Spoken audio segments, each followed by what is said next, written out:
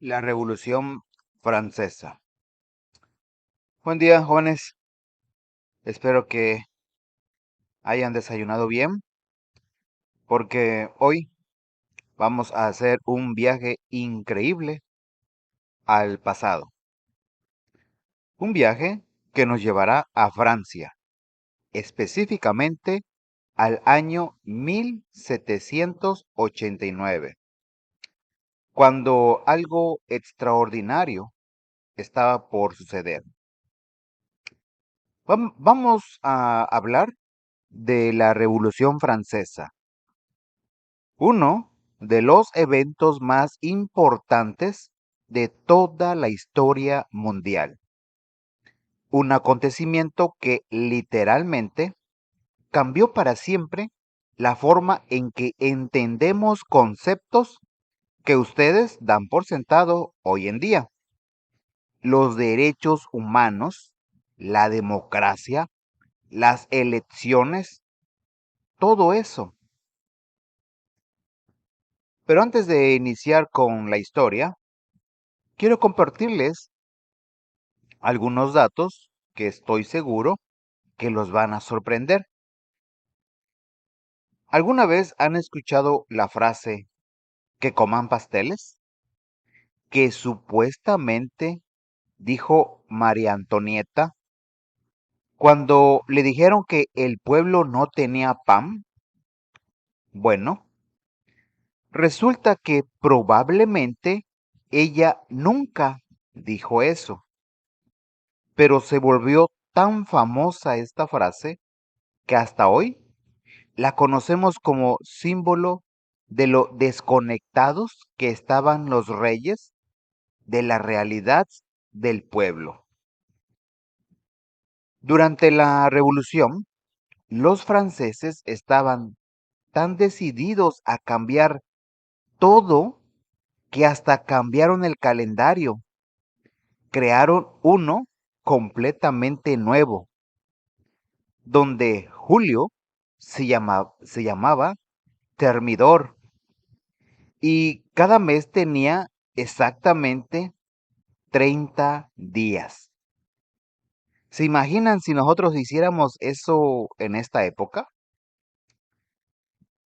Y aquí viene lo más sorprendente.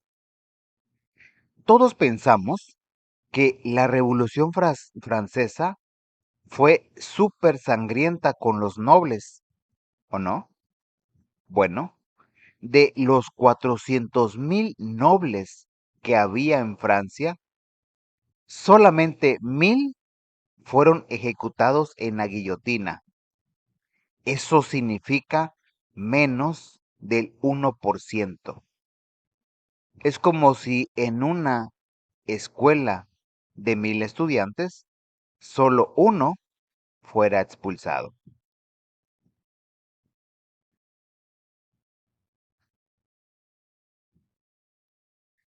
Imaginen por un momento que viven en un país donde ustedes, sus papás, todos los trabajadores, tienen que pagar todos los impuestos del gobierno. Pero los ricos, los que tienen más dinero, los que viven en mansiones, ellos no pagan nada, absolutamente nada. Eso era exactamente lo que pasaba en Francia entre 1789 y obviamente la gente estaba muy enojada. La crisis económica era terrible. En 1786, Francia estaba completamente quebrada. ¿Saben qué pasa cuando el país se queda sin dinero? Los precios de todo suben.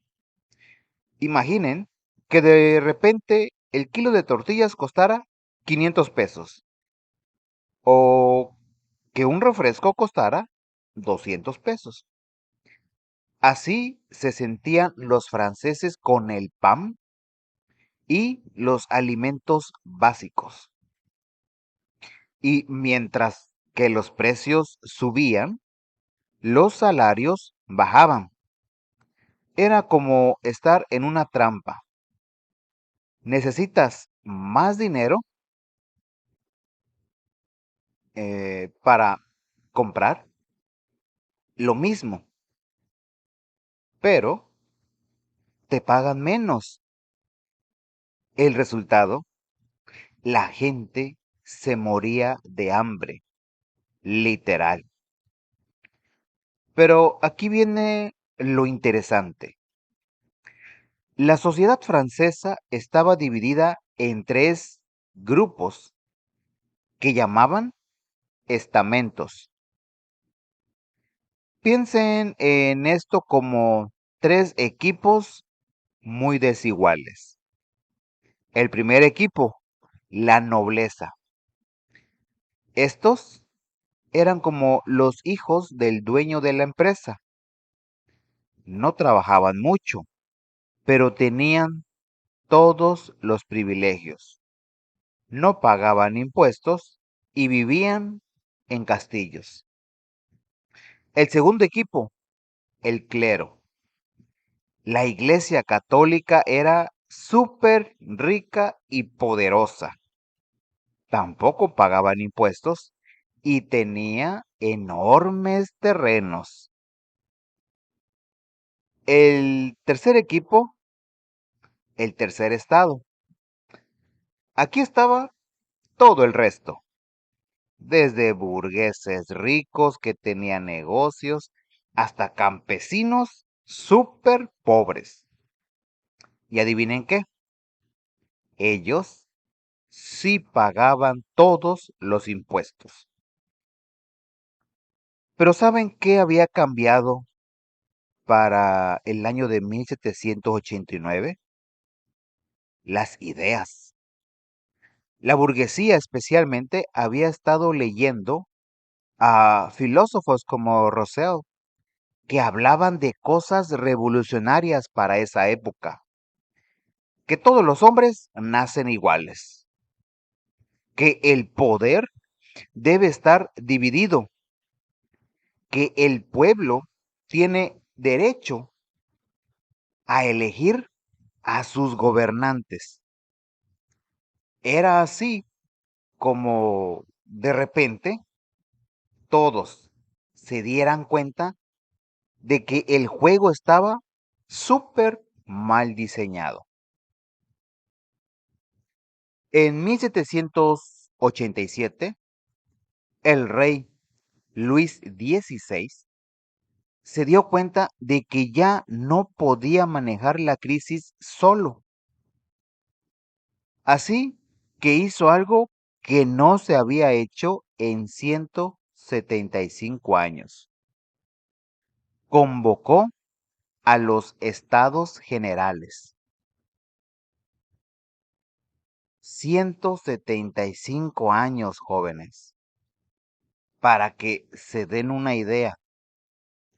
Es como si la presidenta actual convocara a una reunión que no se había hecho desde 1848, cuando México perdió la mitad de su territorio con Estados Unidos. Los estados generales eran como un congreso donde se reunían representantes de los tres estamentos.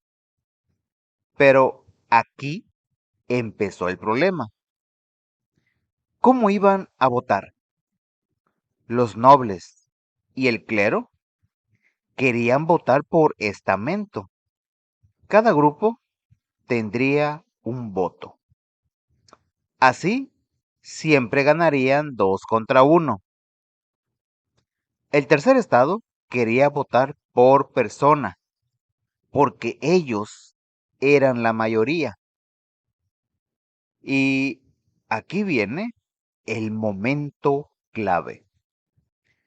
El 17 de junio de 1789, los representantes del tercer estado dijeron, ¿saben qué? Ya nos cansamos y se salieron. Crearon su propia asamblea, la Asamblea Nacional Constituyente. Era como si ustedes, cansados de que su director no los escuchara, decidieran crear su propio consejo estudiantil y empezaran a tomar sus propias decisiones. Y llegamos al 14 de julio de 1789. Esta fecha es tan importante para Francia como el 16 de septiembre para nosotros. De hecho, es su día nacional. Ese día, el pueblo de París estaba enojadísimo. Hacía calor, no tenían comida y corrían rumores de que el rey iba a mandar al ejército en contra de ellos. Así que decidieron atacar la Bastilla. La Bastilla era una prisión que representaba todo lo que odiaban del gobierno del rey. Era como un símbolo del poder absoluto, de la opresión. Y aquí viene algo curioso. Cuando entraron a la Bastilla, ¿saben ustedes cuántos prisioneros había? Solo 7. 7 prisioneros en una prisión enorme. Pero no importaba. Lo importante era el símbolo. Era como decir, ya no tenemos miedo. Ahora nosotros tenemos el poder. Esa misma energía se extendió por toda Francia. En los días siguientes, la revolución se propagó como fuego por todo el país. Y ahora viene una de las partes más importantes de toda la historia. Los revolucionarios no solo querían quitar al rey, querían crear algo completamente nuevo. En agosto de 1789 crearon la Declaración de los Derechos del Hombre y del Ciudadano. Escuchen bien esto. Era la primera vez en la historia de la humanidad que se escribían formalmente los derechos fundamentales de las personas. Esta declaración establecía cosas que hoy nos parecen obvias, pero que entonces eran revolucionarias. Que todos los hombres nacen libres e iguales, que tienen derecho a la libertad, a la propiedad, a la seguridad y que nadie puede ser arrestado sin pruebas. 2 años después, en 1791, crearon su primera constitución. Y aquí establecieron algo que estudiamos hasta el día de hoy, la división de poderes. ¿Les suena conocido? Ejecutivo, legislativo y judicial. Cada una con sus propias funciones para que ninguno tuviera todo el poder. Pero tenía un problema. Solo podían votar los hombres que tuvieran propiedades. Las mujeres no podían votar, los pobres tampoco. Era un avance, pero no era completo. Pero la revolución no se detuvo ahí. En 1792 estalló una guerra civil y las cosas se pusieron muy intensas. Dentro de la nueva asamblea había dos grupos principales. Los girondinos, que eran revolucionarios pero moderados, representaban a la burguesa rica y querían cambios, pero sin exagerar. Y los jacobinos, que estos eran los revolucionarios radicales. Representaban a la burguesía media y tenían el apoyo del pueblo. Su lema era libertad, igualdad y fraternidad. Los jacobinos ganaron el control y su líder, Maximilien Robespierre, estableció lo que se conoce como el reino del terror. ¿Saben qué significa esto? Que cualquier persona que fuera considerada enemiga de la revolución era enviada directamente a la guillotina. No importaba si eras noble, burgués o incluso revolucionario. Si Robespierre pensaba que eras un traidor, morías. Incluso ejecutó a George Danton, que había sido su aliado y amigo. La paranoia era total. Pero, ¿saben cómo terminó esta historia? En 1794, el mismo Robespierre fue enviado a la guillotina. Los otros revolucionarios decidieron que ya era suficiente. Después del terror, los franceses dijeron, necesitamos calmarnos un poco. Así que establecieron un gobierno llamado el Directorio en 1795. Este gobierno era más moderado. Regresaron al sistema donde solo votaban los que tenían propiedades, pero mantuvieron la división de poderes y crearon un ejército profesional. Y de ese ejército profesional surgió un joven general muy ambicioso llamado, ¿alguien sabe en quién? Muy bien, Napoleón Bonaparte. En noviembre de 1799, Napoleón dio un golpe de estado y tomó el poder. Con Napoleón, la fase revolucionaria llegó a su fin. Él mantuvo muchos de los logros de la revolución, pero los transformó en un gobierno más autoritario y eventualmente en una dictadura militar. Jóvenes estudiantes, la Revolución Francesa terminó hace más de 200 años, pero sus ideas siguen vivas hoy en día.